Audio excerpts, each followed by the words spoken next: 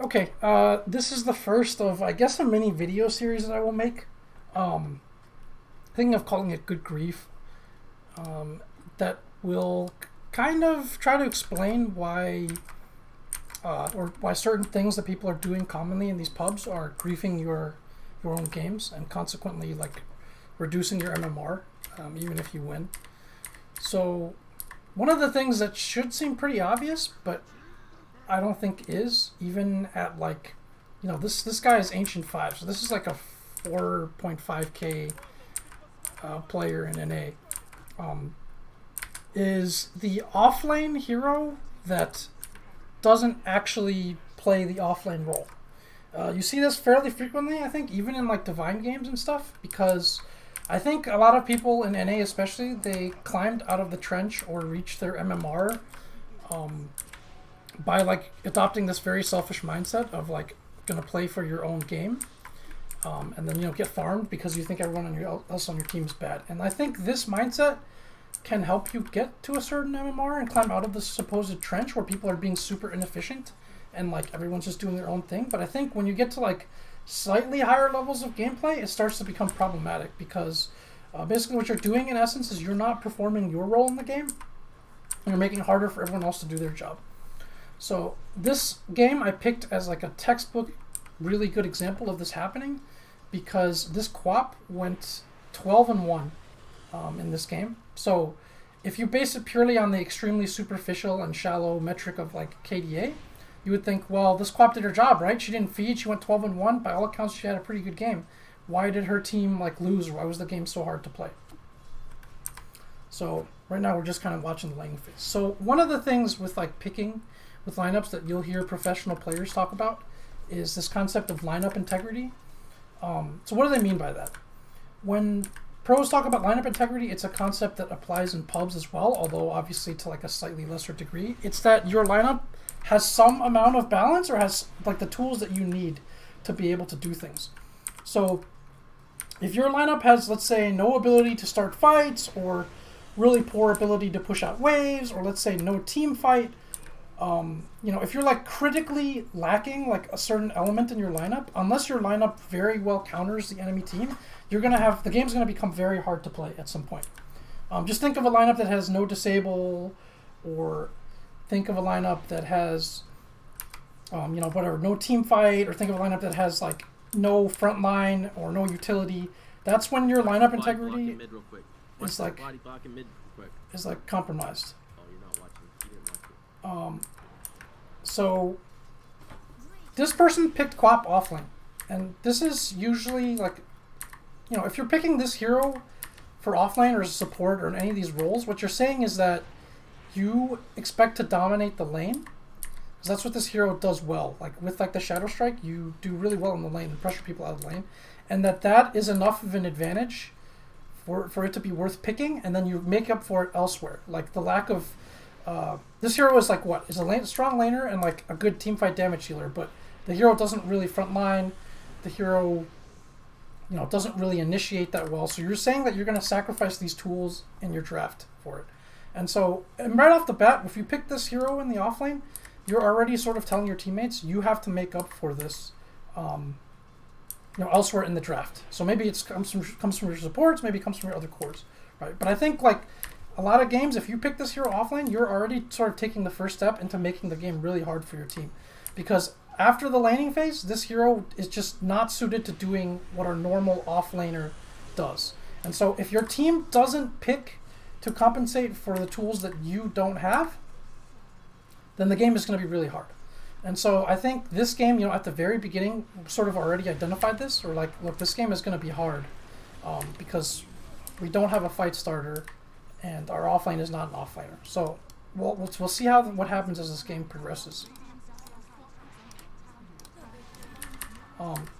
So what you're starting to see happen here is like the towers are starting to fall. The laning phase is kind of past. I would say that the laning phase actually went decently well, but not amazing. Actually, even worse, if you look at the CS in this lane, like this Lina is off to the races, so she hasn't really been slowed down in lane by this QoP. QoP is half the CS that she does, and this tower has already fallen. That's not necessarily the QoP's fault, it's because there's a nature's prophet in the game. But you can already see the limitations of this hero and the problems that it's causing. And now, if you continue to look at how this Quap is playing, and again, I see this a lot, where this person is basically playing carry from the offlane, instead of like pushing waves out aggressively and like, you know, trying to like make space, which is the other thing that offlaner or whatever can do. The hero is basically in a position where their only contribution is to harvest a fight that someone else has already set up.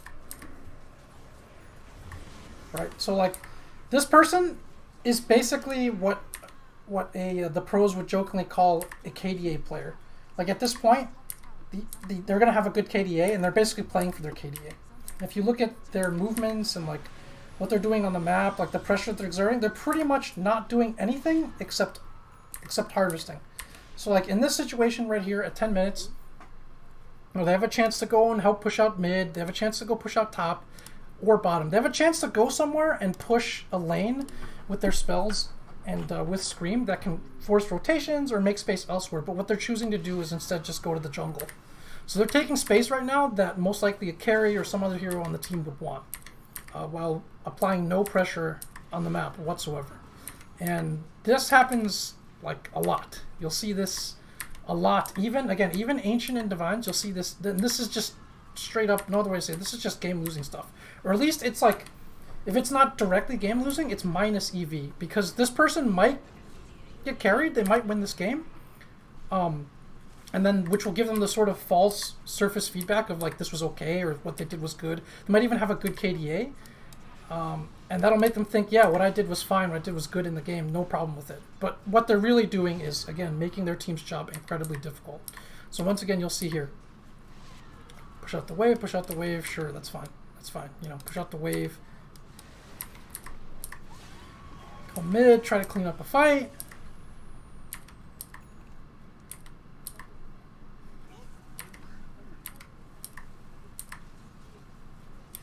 So it's really that simple. I don't think there's too much more that needs to be expanded on here. I think you'll see as this game progresses, if you look at our lineup, it's like really, really hard to start a fight. There's nobody on our team that really frontlines that well or runs in that well except the Faceless Void.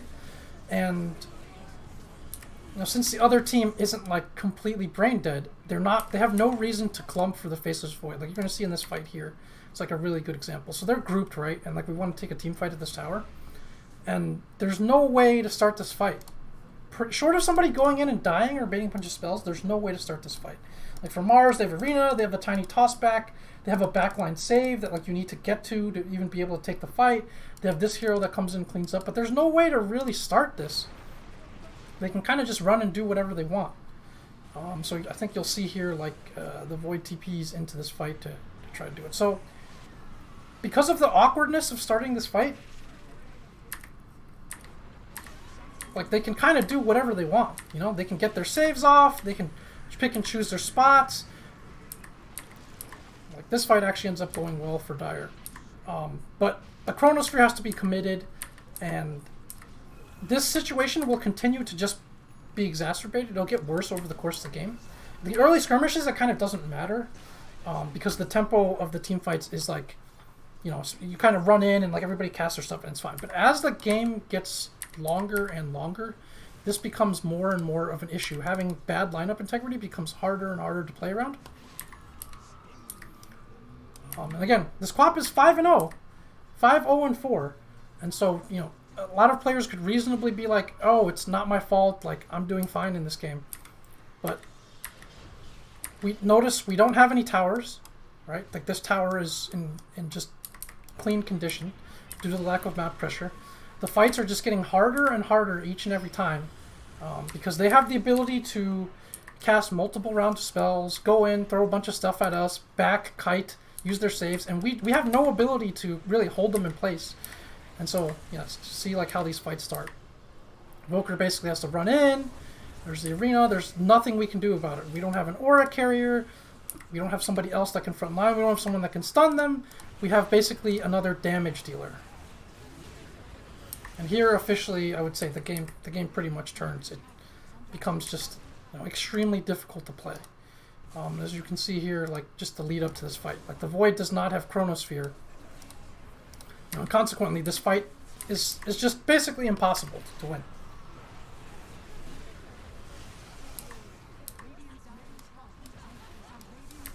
So the main point here, I don't want to belabor it too much, is you see this happen a lot.